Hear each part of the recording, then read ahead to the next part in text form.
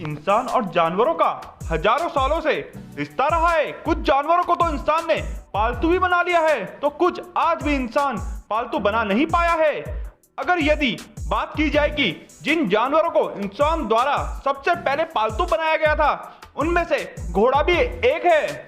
लेकिन घोड़े की नस्ल का एक और जीव है जिसे इंसान पालतू नहीं बना पाया है, उसका नाम है जेब्रा। क्या कारण रहा होगा कि इंसान ने जेब्रा को पालतू नहीं बनाया, जो घोड़े की तरह इंसान की सहायता कर सकता था? क्या जेब्रा घोड़े से कमजोर है? यदि घोड़े और जेब्रा का सामना होगा तो क्या परिणाम होगा? कौन होगा विजेता? और भी बहुत सारी रोचक बातें इस वीडियो में हम आपको बताएंगे, तो इस वीडियो को आप अंत तक जरूर देखिएगा। लेकिन उससे पहले यदि आपने हमारा चैनल अभी तक सब्सक्राइब नहीं किया है तो सब्सक्राइब कर लीजिएगा, साथ ही बेल आइकन को भी जरूर प्रेस कीजिएगा ताकि ऐसी रोचक जानकारी सबसे पहले आप तक पहुंचे। घोड़े और इंसान के बीच करीब 5000 साल पुराना रिश्ता रहा है। इंसान ने घोड़े को ट्रेन किया और अपने अनुकूल बनाया।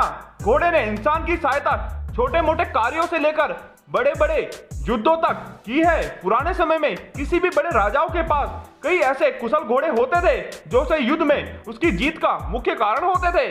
जब तक इस दुनिया में वाहन का निर्माण नहीं हुआ था, तब तक एकमात्र जानवर घोड़ा ही था जिससे इंसान हजारों किलोमीटर की दूरियां तय करता था। आज के समय में दुनिया का सबसे महंगा जानवर भी घोड़ा ही है। जी हाँ दोस्तों, रेस का घोड़ा दुनिया का सबसे महंगा जानवर है। अब बात करते हैं जेब्रा के बारे में। जेब्रा अधिकांश अफ्रीका के जंगलों में रहते हैं। यह घोड़े की प्रजाति के हैं, हालांकि इनमें कुछ बायोलॉजिकल डिफरेंस जरूर है। जेब्रा को इंसान इसीलिए पालतू नहीं बनाता क्योंकि जेब्रा काफी एग्रेसिव होता है और अपनी इच्छा का स्वयं मालिक होता है। लेकिन ऐसा बिल्कुल नहीं है कि जेब्रा को पालतू नहीं बनाया जा सकता। कई जगह पर जेब्रा को पालतू बनाया जा रहा है, लेकिन यह इतना आसान नहीं है क्योंकि यदि घोड़ा इंसान के अनुकूल हुआ है तो इसमें कई हजारों सालों का क्रमिक विकास का परिणाम है। घोड़े की गर्दन जेब्रा से लंबी और फ्लेक्सिबल होती है, जो नियंत्रण करने में आसानी होती है, और साथ ही घोड़े की कमर की संरचना काफी ज्यादा मजबूत होती है। वहीं जेब्रा की कमर सीधी होती है और घोड़े से कमजोर भी। हालांकि यदि निरंतर जेब्रा को इंसान के निजी कार्यों में लाएंगे तो वह भी घोड़े की तरह हो सकता है। निरंतर इंसान के संपर्क में रहने पर जेब्रे की आक्रामकता भी कम हो जाएगी और इस तरह जेब्रा को पालतू बनाना संभव भी है। लेकिन यदि आज के समय जेब्रा और घोड़े का मुकाबला होता है तो कौन किस पर भारी पड़ेगा, कौन है ज्यादा शक्तिशाली, तो जानने के लिए हमें सबसे पहले इनकी कुछ शारीरिक विशेषताएं जान लेनी पड़ेगी। सबसे पहले बात करते हैं वेट के बारे में। घोड़े का वजन होता है 500 किलो से लेकर 1000 किलो तक, तो वहीं जेब्रा का वजन होता है 300 किलो से लेकर 450 किलो तक। वेट के बाद बात करते हैं हाइट के बारे में। घोड़े की हाइट होती है 5 फीट 10 इंच, तो वहीं जेब्रा की हाइट होती है 5 फीट तक। लेंथ, घोड़े की लंबाई होती है 8 फीट 2 इंच, तो वहीं जेब्रा की लंबाई होती है 8 फीट तक। अब बात करते हैं इनकी रफ्तार के बारे में। तो घोड़े की स्पीड होती है 80 किलोमीटर प्रति घंटा तक, तो वहीं जेब्रा की स्पीड होती है 64 किलोमीटर प्रति घंटा तक। यह थी इन दोनों जीवों की शारीरिक विशेषताएं।